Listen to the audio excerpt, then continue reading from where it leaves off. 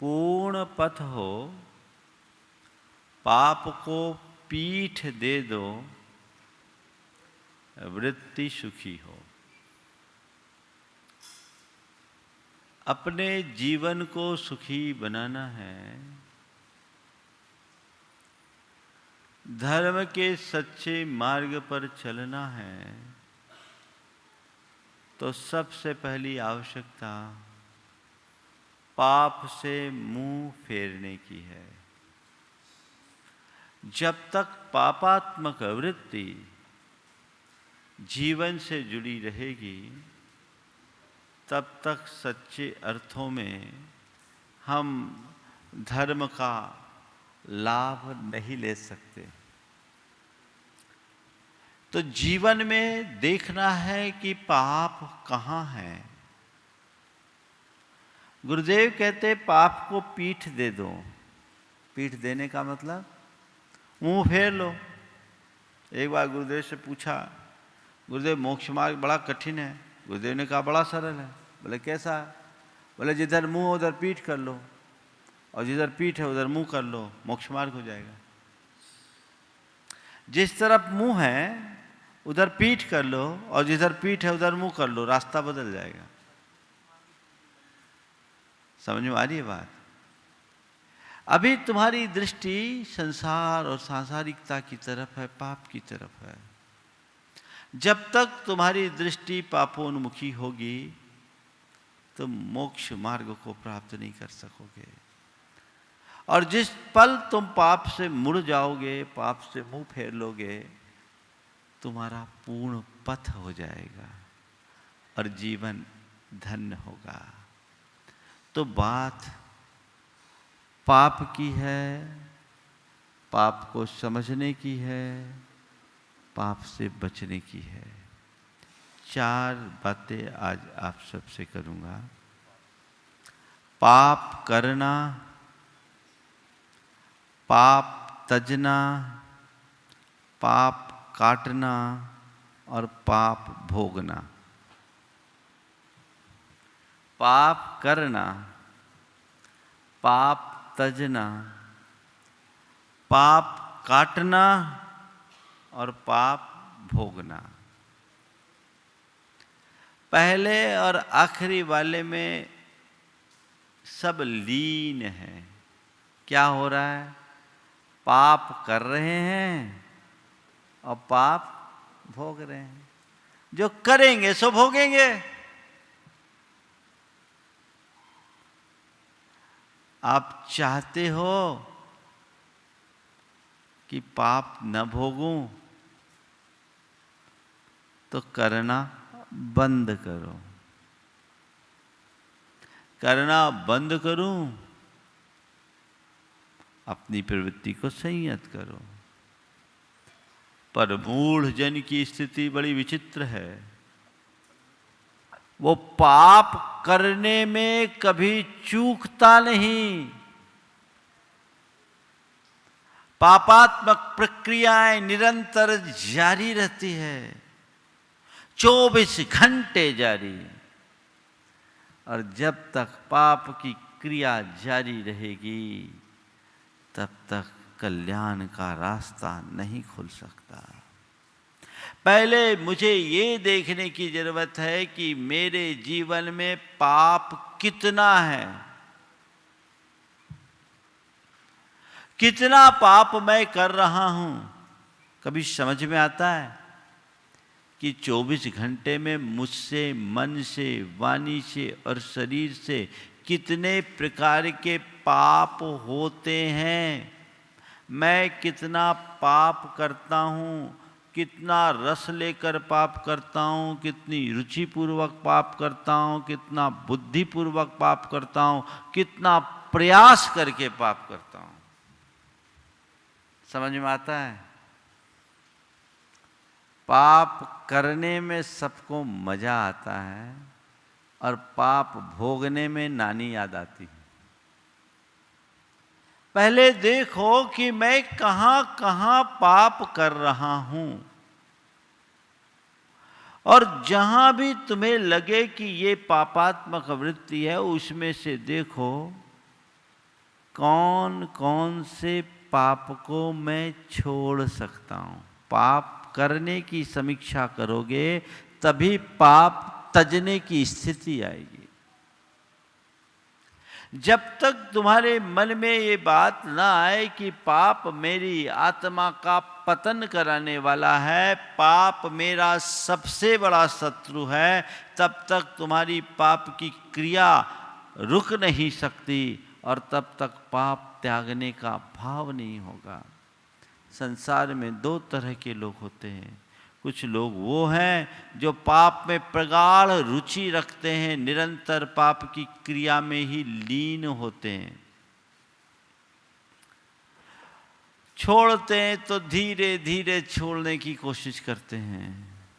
और कुछ लोग ऐसे होते हैं जो एक पल पहले तक तो पाप में आकंठ निमग्न थे और दृष्टि मुड़ती है तो एक झटके में सारे पाप को छोड़ देते हैं। छोड़ते क्या है?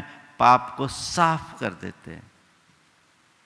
एक झटके में सर्व पाप।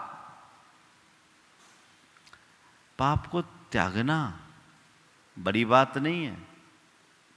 दृष्टि जग जाए जब मुझे नहीं करना तो नहीं करना। आप अपने अंदर का विश्लेषण करके देखिए, पाप करने की रुचि अधिक है या पाप तजने की रुचि अधिक है? करने की। तो बस वही कह रहे हैं, पाप को पीठ दे दो। बहुत कर लिया, अब मुझे पाप तजना है, त्यागना है, बुद्धि पूर्वक त्यागना है। बहुत कठिन है। जन्म जन्मांतरों की पाप रुचि इतनी प्रगाढ़ हो गई है कि उसको त्यागने का तो भाव ही नहीं आता। पाप को त्यागने का भाव नहीं आता। कब आएगा? जब तुम्हारे हृदय में पाप का डर होगा। पाप का डर होगा। कल मुझे प्रमोद एक घटना सुना रहे थे। जिन्होंने यहाँ की इस ट्रस्ट की स्थापना की, टोडरमल जी, कन्हैया लाल जी से संबंधित बात थी किसी की। उन्होंने बताया कि जब उनका अंत समय निकट था, उनको खबर दी गई पंडित जी को कि आप उनको कुछ धर्म सुना दो। पंडित जी धर्म कर सुनाने के भाव से, उपदेश देने के भाव से, उन्हें संबोधने के भाव से उनके घर गए। उन्होंने कान में उंगली डाल दी, मुझे नहीं सुनना। दोनों कान में उंगली डाल दी कि मुझे नहीं सुनना। पंडित जी ने पूछा क्यों नहीं सुना? बोला मैं बड़ा पापी हूं, मुझे नरक जाना होगा। मैं जीवन भर व्याज का काम किया हूं, लोगों का खून चूसा हूं, मुझे नरक जाना पड़ेगा। पंडित जी तो पंडित जी थे, विद्वान थे, नीति निपुण थे, अनुभवी थे। उनने कहा नहीं, आप नरक नहीं जा सकते। शास्त्र कहता है नरक जा नहीं सकते। बोले कैसे? कैसे? बोले जिसके हृदय में नरक के प्रति इतनी भीति है वो नरक जा ही नहीं सकता। तब उन्होंने कहा कि अब मुझे सुनाओ। उपदेश सुना और उनने अपने परिग्रह का त्याग किया। कब? पाप कब त्यजता है इंसान? जब पाप से डर होता है तब। पाप से डर होते ही तुम्हें पाप हेय प्रतीत होने लगेंगे और एक पल में सब छूट जाता है। कोलकाता का बेलगछिया का मंदिर बना, उस मंदिर का निर्माण एक व्यक्ति ने किया अपने द्रव्य से, सेठ हुलासी राम।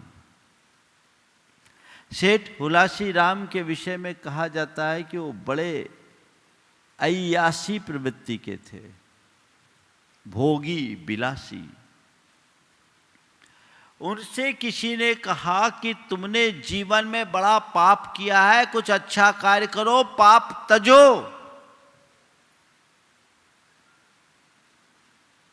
बात बैठ गई। मैंने जीवन भर पाप कमाया है, अब मुझे पाप तजना है और कुछ अच्छा करना है, पुण्य कमाने का काम करना है। उनने अपनी संपत्ति का बड़ा भाग लगाकर बेलगछिया का उपवन मंदिर बना दिया और वो दिन उनके जीवन का टर्निंग पॉइंट हो गया। उसी दिन से उनने अपने व्यसन, बुराई रूप सारे पापों को एक झटके में तज दिया। तो उस बात पाप करने और पाप तजने की है। करते करते तो जीवन बीत गया, अब तजो। जब तक पाप को तजोगे नहीं, जीवन का उद्धार नहीं हो सकता। मन में एक ललक जगाओ कि अब मुझे पाप को विराम देना है, पाप को तजना है। मेरे अंदर की जो भी बुराइयां हैं उन्हें मुझे छोड़ना है। ऐसा कोई भी व्यक्ति नहीं है जो पाप को पाप न समझता हो। कदाचित धर्म के स्वरूप को समझने में फिर भी कोई चूक जाए,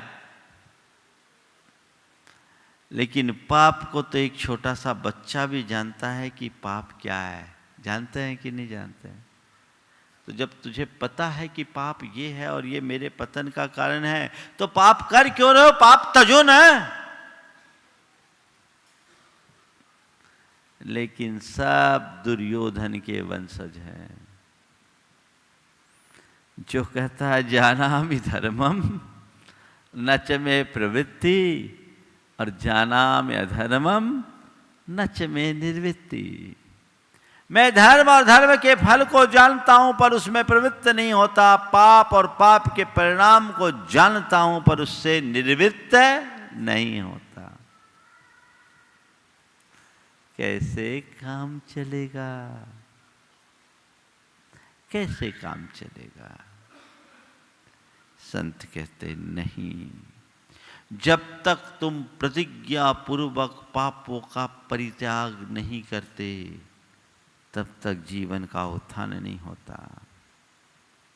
बहुत सारे लोग ऐसे देखने को मिलते हैं कि धर्म का काम तो कर लेंगे लेकिन पाप नहीं छोड़ेंगे। ध्यान रखना, जब तक तुम पाप नहीं छोड़ो, तुम कितना भी धर्म करो, उद्धार नहीं होने वाला। क्यों? धर्म करके तुम जितना पाओगे, पाप करके उससे कई गुना गंवाओगे। बोलो बैलेंस क्या होगा? कोई व्यक्ति जिसकी लाख रुपए की आमदनी हो, 10 लाख खर्चा हो और 1 करोड़ का कर्जा हो, तो उसका क्या होगा? क्या होगा? दिवाला पिटेगा ना। क्यों दिवाला पिटवा रहे हो अपना? पाप त्यागने की वृत्ति अंतरंग में जगनी चाहिए। हृदय में पाप का डर है। और देखो मेरे जीवन में जो अनावश्यक पाप है उनसे तो मैं बचूं, उनको तो मैं बुद्धिपूर्वक छोड़ूं, ये तो मैं कर ही सकता हूं। तब धीरे धीरे धीरे धीरे जीवन का विकास होगा और हम कुछ अच्छा कर सकेंगे। तो पाप करना, पाप तजना, अब है पाप काटना। पाप करो मत, पाप तजो, और जो पुराना संचित पाप है उसे काटो। इस पाप काटने की प्रक्रिया में बड़ी गफलत हुई है। एक बार एक बच्चे ने मुझसे कहा, महाराज जी ऐसा कहते हैं कि नमोकार मंत्र पढ़ने से सारे पाप कट जाते हैं। बोले हाँ बेटा कट जाते हैं। बोले महाराज ये सच्ची बात है। ऐसो पंच नमो यारो सब पाप प्रणाशनो मंगलानम च सव्यसिम परमं भोई मंगलम। हाँ बोले इसमें कोई संशय नहीं, ये नमोकार मंत्र सभी पापों को विनष्ट कर देता है और सर्व मंगलों में प्रथम मंगल है। छोटा सा बच्चा था 10 साल का। कभी कभी बच्चे भी बहुत गहरी बात पर सबका ध्यान आकृष्ट कर लेते हैं। तो उसने कहा महाराज फिर तो पाप से डरने की बात ही नहीं है, पाप करो और जाप करो। पाप करो और जाप करो, इधर पाप करेंगे इधर जाप करेंगे, सब साफ होगा, बाकी माफ होगा, है ना? नहीं, मैंने उससे कहा बेटा देख ये बात सही है कि नमोकार जपने से पाप कटता है, लेकिन जितना पाप काटते हैं अपनी प्रवृत्तियों से उससे कई गुना पाप बढ़ भी जाता है। हमने उसको समझाने के लिए कहा कि देखो इस कमरे में झाड़ू लगाएं और खिड़कियां चारों तरफ की खुली रखें और डस्ट आते रहे तो कितनी भी झाड़ू लगाएं क्या ये कमरा ये रूम डस्ट फ्री होगा? बोला नहीं होगा। हम बोले बस यही स्थिति है, हमने सारे पाप के खिड़की दरवाजे खोल रखे हैं, थोड़ी बहुत झाड़ू लगाते हैं धर्म की क्रिया की, लेकिन जितना पाप साफ होता है उससे कई गुना पाप वापस जुड़ जाता है। तो पाप के खिड़की दरवाजे बंद करो, पाप त्यागो। आज जितने भी लोग देखने में आते हैं पाप काटने के लिए धर्म करते हैं। किसके लिए करते हैं? पाप काटने के लिए। अरे भगवान की पूजा कर लो, भक्ति कर लो, हमारे पाप कट जाएंगे। कोई पुण्य का कार्य कर लो, पाप कट जाएंगे। व्रत उपवास कर लो, पाप कट जाएंगे। कोई धर्मानुष्ठान कर लो, पाप कट जाएंगे। निश्चित कटते हैं, पर भैया जड़ तो उखाड़ो। इधर काटा फिर उगाया, बीज बोना तो बंद करो। वो तो खेती चालू है, इधर कटा नहीं इधर अंकुर फूटा नहीं। इसलिए मैं आपसे कहता हूं पाप काटने के लिए धर्म करने की जगह पाप त्यागने के लिए धर्म करो। पाप काटने के लिए धर्म करने की जगह पाप त्यागने के लिए धर्म करो। पाप त्यागने की शुरुआत करो। उद्धार तुम्हारा तभी होगा, धीरे धीरे धीरे धीरे। पाप को पीठ दे दो, त्याग दो, एक झटके में त्याग दो। जिस पल मनुष्य को समझ में आती है उसी समय वो सब छोड़ देता है। हमारे यहां वज्रनाभि चक्रवर्ती की कथा आती है, वज्रजंग चक्रवर्ती की कथा आती है। बड़ा विलासी था, फूलों की कोमल सैया पे सोता था, सहस्रदल कमल का उसका सेज बिछा होता था। रोज उसे माली सहस्रदल कमल भेंट करता था। एक दिन सहस्रदल कमल उसे दिया, उसमें उसे एक मरा हुआ भौरा दिखाई पड़ा। उस भौरे की मौत में वज्रजंग चक्रवर्ती को अपनी मौत नजर आ गई। उसने सोचा, हाँ मैं कैसा भोगी विलासी बनाऊं, अपने जीवन को यूं ही व्यर्थ कर रहा हूं पापों में निमग्न होकर। आखिर कब तक? जीवन नश्वर है, मेरे जीवन की कौन सी श्वास कब आखिरी श्वास बन जाए कोई पता नहीं। छोड़ो, अब मुंह मोड़ो। वैराग्य हो गया, मुझे दीक्षा लेना है। पुत्र को बुलाया, बेटा ये राजकाज संसार सब असार है, अब मेरा मन इन सब से विरक्त हो गया है, अब मेरे मन में इनके प्रति कोई आकर्षण शेष नहीं बचा। मैं सब पापों को त्याग कर महाव्रत अंगीकार करना चाहता हूँ, मैं जिन दीक्षा ग्रहण करना चाहता हूँ। तो कहते हैं, बेटे ने कहा, पिताजी जब राजकाज असार है तो उसका भार मुझे क्यों सौंप रहे हो? मुझे तो सार दो, असार नहीं। जब सब असार है तो उसका भार मुझे क्यों? मुझे तो सार दो, असार नहीं। आप जिस रास्ते पर चलेंगे मैं भी उसी रास्ते पर चलूंगा। आपको तो इसकी असारता का बोध एक लंबी उम्र के बाद हुआ, पर आज की इस घटना ने मुझे भी, मेरे अंदर भी अंतर्बोध जगा दिया। अब मैं भी आपके ही पथ पर चलूंगा। बड़ी विचित्र स्थिति आ गई, पर अब क्या करे, राजकाज भी तो संभालना है, राजधर्म भी तो कोई निभाए। कहते नाती का राज तिलक करके बाप बेटा दोनों पाप त्याग कर धर्म के पथ पर चल पड़े। पूर्ण पथ हो, पाप को पीठ दे दो, वृत्ति सुखी हो। मैं फिर मुड़ के नहीं देखा।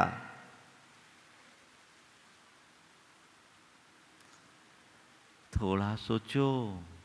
कई लोग सोचते हैं अभी सब कर लो, अभी तो जवानी है, बाद में जब उम्र हो जाएगी तो आखिरी में करेंगे। बहुत लोग प्लान करे बैठे होंगे, है ना, आखिरी में करेंगे। तो जिनकी आखिरी आ गई है, थोड़ा उनको निकट से देख लो क्या करने लायक है और निर्णय ले लो। जब जागो तभी सवेरा। जोलो देह तेरी कानो रोग से न घेरी, जोलो जरा नाही नेरी जासु पराधीन परि है। जोलो देह तेरी कानो रोग से न घेरी, जोलो जरा नाही नेरी जासु पराधीन परि है। जोलो जम नामा बेरी दे न दमामा, जोलो माने कान रामा बुद्धि जाई न बिगाड़ी है। तोलो मित्र मेरे निजे कारज संभार ले रे, पौरुष थकेंगे फिर पाछी काहे कर है। आग के लगाए जब झोपड़ी जरने लागे, कुआं के खुदाए पाछे कौन काम सरी है। बड़ा मार्मिक संबोधन है।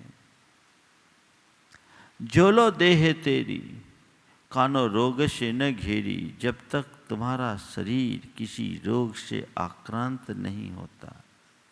जोलो जरा नाही नेरी, जब तक बुढ़ापा तुम्हारे निकट नहीं आती, जब तक तुम्हारी बुद्धि तुम्हारे नियंत्रण में है, जब तक मृत्यु का कूच नहीं बच जाता।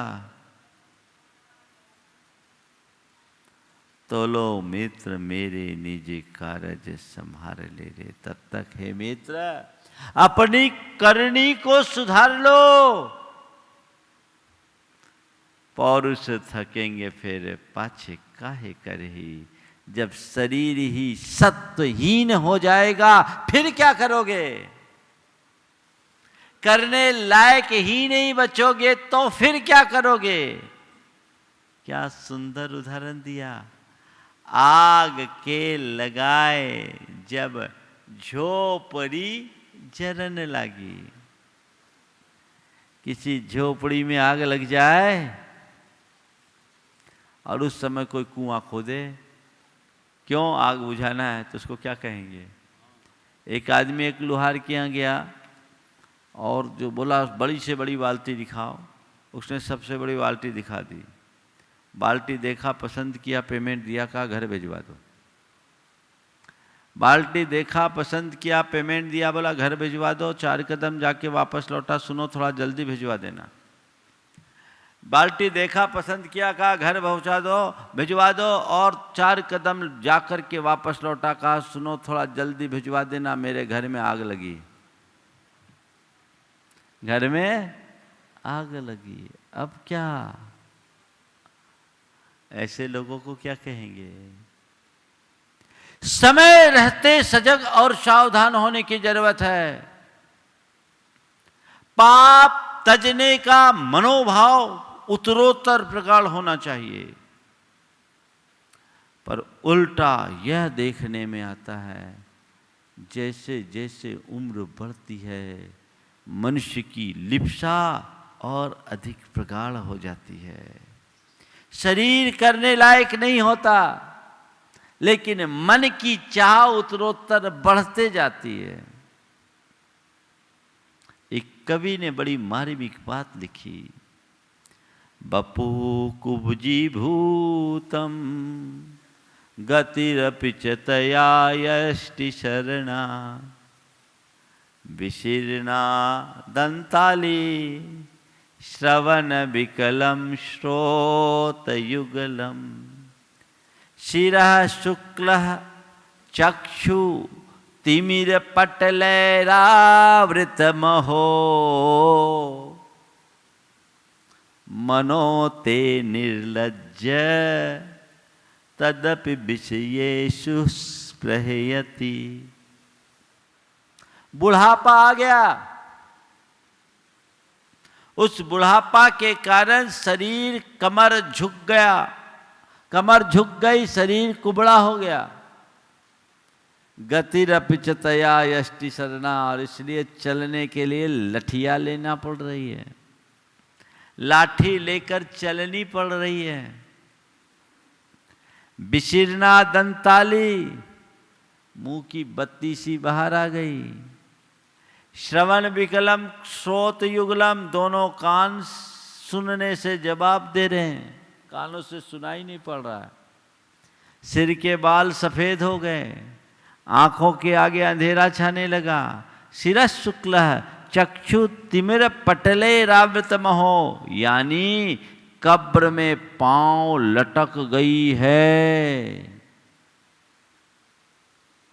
कभी भी टपक सकते हो। तो भी तुम्हारा मन कितना निर्लज्ज है, तदपि विषयेषु स्पृहयति, इसके बाद भी विषयों की वांछा करता, उसकी तरफ भागता है। ये दुर्दशा हर उस मनुष्य की होती है जो अपने जीवन के प्रारंभिक दिनों में ही पाप के प्रति संयत नहीं होता। शुरू से पाप को पाप समझकर जिसके मन में पाप से भीति होती है, उसकी उम्र वृद्धि के साथ साथ वैराग्य बढ़ता है, और जिसके मन में पाप से भीति का भाव नहीं, उसके हृदय में जैसे जैसे उम्र बढ़ती है लिप्सा बढ़ती है। भोग लिप्सा से अपने आप को बचाओ, पापात्मक प्रवृत्तियों से अपने आप को बचाओ, तब तुम्हारा रास्ता सही होगा, पूर्ण पथ हो। पाप को पीठ दे दो, वृत्ति सुखी हो। तो पाप करना, पाप तजना, पाप काटना, पाप काटने की ज्यादा चिंता मत करो, पाप त्यागना शुरू कर दो, पाप अपने आप कट जाएंगे, अपने आप कट जाएंगे। उसके लिए ज्यादा उपक्रम करने की जरूरत नहीं। अरे पुराने पाप क्या करेंगे, पहले अभी विराम तो लगाओ, रास्ता तो मोड़ो, पाप को त्याग दो, बस अब उस रास्ते पर मुझे नहीं चलना तो नहीं चलना, सपने में भी नहीं जाऊंगा। फिर पाप कटेंगे। कहते हैं करोड़ों जन्म के पाप को ज्ञान पूर्वक एक क्षण में नष्ट किया जा सकता है। जम अन्नानि कम्मम खवेदि भव सय सहस्र कोडेहि तह तम नानी तिह गुत्तो खवेदि उस्सास मिटते न। एक अज्ञानी करोड़ों जन्मों में जो कर्म नहीं खपा पाता, ज्ञानी उसे 3 गुप्तियों के द्वारा उच्छ्वास मात्र में, लीला मात्र में नष्ट कर देता है। पाप काटने की चिंता मत करो, पाप त्यागने की बात सोचो। शास्त्र की बात बताऊं, जो पाप त्याग के महाव्रती मुनि हो जाते हैं, उनकी प्रति समय असंख्यात गुणित श्रेणी रूप कर्म की निर्जरा होती है। ये किसका रिफ्लेक्शन है? पाप के परित्याग का। पाप त्यागोगे तभी सच्चे अर्थों में पाप कटेंगे। अव्रती के पाप नहीं कटते। किसके पाप कटते हैं? किसके? व्रती के। अव्रती के लिए तो कहा गया वो तो अंधे का रस्सी भांजना है या हाथी का स्नान है। अंधा रस्सी भांजता, इधर रस्सी भांजता, उधर उकेलता जाता है। हाथी नहाता है, उससे ज्यादा धूल अपने ऊपर चढ़ा लेता है। लेकिन एक बार पाप त्याग दोगे तो फिर पाप चढ़ेगा नहीं, पाप साफ होगा। अपने जीवन को पाक साफ बनाना चाहते हो तो पाप को त्यागो, पाप कटेगा। और जब पाप कटेगा तो पाप भोगने की नौबत भी नहीं आएगी। अब रहा सवाल पाप भोगने का। तो अगर पूर्व अर्जित पाप आ रहा है, क्षमता से भोगो। 2 विशेष बात आपसे कह रहा हूं। पाप करो मत, पाप त्यागो। जो पाप त्याग नहीं पा रहे हो, कर रहे हो, तो अरुचि पूर्वक पाप करो। क्या बोल रहा हूं? अरुचि पूर्वक पाप करो, रुचि पूर्वक नहीं।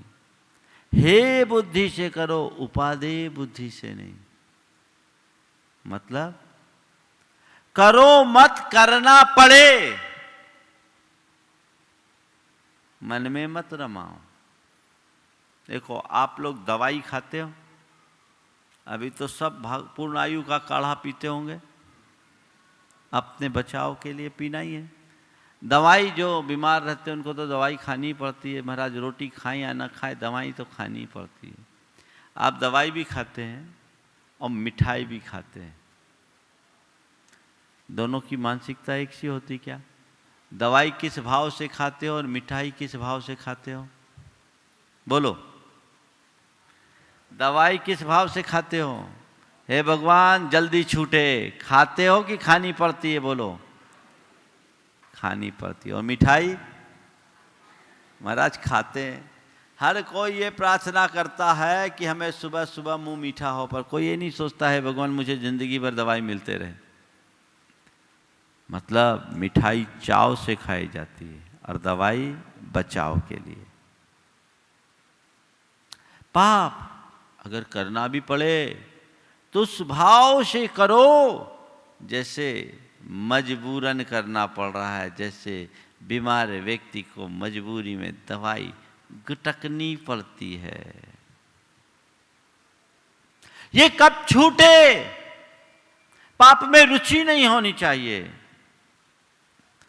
अरुचि पूर्वक पाप करो और पाप भोगने की घड़ी आए, घबराओ मत। कितना भी बड़ा पाप आए, अब अपना काम तो, अपना कर्म तो अपने को ही भोगना है ना। मेरा पाप तुम तो नहीं भोगोगे और तुम्हारा पाप मैं भी नहीं भोग सकता। तो जब पाप भोगने की नौबत आए, क्षमता रखो। पाप की क्रिया में अरुचि और भोग में क्षमता। पाप करने में अरुचि रखोगे तो पाप का बंधन ढीला होगा, और पाप के भोग में समता रखोगे तो पाप की जड़ उखड़ जाएगी। पाप अपने आप कट जाएगा, झड़ेगा। पाप को भोगो नहीं, पाप को काटो। महाराज, भोगने में और काटने में अंतर क्या है? पापोदय में जो आकुल व्याकुल होते हैं, रोना धोना मचाते हैं, वो पाप भोगते हैं। और पापोदय में जो अपने मन की समता को बनाए रखते हैं, वे पाप काटते हैं। बोलो, आपको टेक्निक हमने बता दी, भोगने की भी और काटने की भी। अब तुम्हारे ऊपर है कौन सा मोड ऑन करते हो। हाँ, किस मोड में अपने जीवन की गाड़ी चलाना चाहते हो? पाप को भोगने वाली या पाप को काटने वाली? कौन सी प्रक्रिया अपनाना है? एक ज्ञानी और अज्ञानी की यही पहचान होती है। पापोदय तो महापुरुषों को भी नहीं छोड़ता, लेकिन अज्ञानी छोटे से पाप से भी विचलित हो जाता है, और ज्ञानी के ऊपर वज्रपात भी हो जाए तो अविचलित रहता है। यही सोचकर कि मेरे द्वारा किया गया पाप है, मेरा कृतकर्म है, मुझे भोगना है, तो समता से भोगूं। आत्मदृष्टि बनाए, अध्यात्म दृष्टा हो, तो पाप की तरफ दृष्टि न हो। पाप को पीठ दे दो। एक बार गुरुदेव ने कहा कि तीव्र पापोदय आए तो ये सोचो, मेरी परीक्षा की घड़ी है, निजरा का मौका है, नंबर पूरे आने चाहिए। लेकिन अक्सर लोग पाप भोगते समय विचलित हो जाते हैं। हे भगवान, अब क्या होगा, अब कैसे होगा? अरे, आया है जाएगा। पापोदय आया है, विचलित मत हो, क्षमता रखो। अंततः जीत आत्मा की होगी, कर्म की नहीं। कर्म कितनी भी बड़ी लीला क्यों न रचा ले, कर्म की सत्ता से बड़ी धर्म की सत्ता है। उस धर्म को आत्मसात करो, पाप की जड़ उखड़ेगी। पाप ज्यादा से ज्यादा क्या बिगाड़ेगा? प्रतिकूल संयोग देगा, और क्या। पर बुद्धि तुम्हारी है, बुद्धि को अनुकूल बना लो, प्रतिकूल संयोगों में भी प्रसन्नता टिका सकोगे। उससे पाप अपने आप झड़ेंगे। तुम पाप पाप पाप पाप रटोगे तो पाप तुम पर और अधिक हावी होगा। तो दृष्टि हमारी होनी चाहिए पाप से बचने की। तो गुरुदेव कहते हैं, पूर्ण पथ हो, पाप को पीठ दे दो, वृत्ति सुखी हो। पूरा निचोड़ दे दिया है गुरुदेव ने शास्त्र का। काश हम उसके मर्म को पहचाने, आत्मसात करें और अपने जीवन को आगे बढ़ाने की कोशिश करें।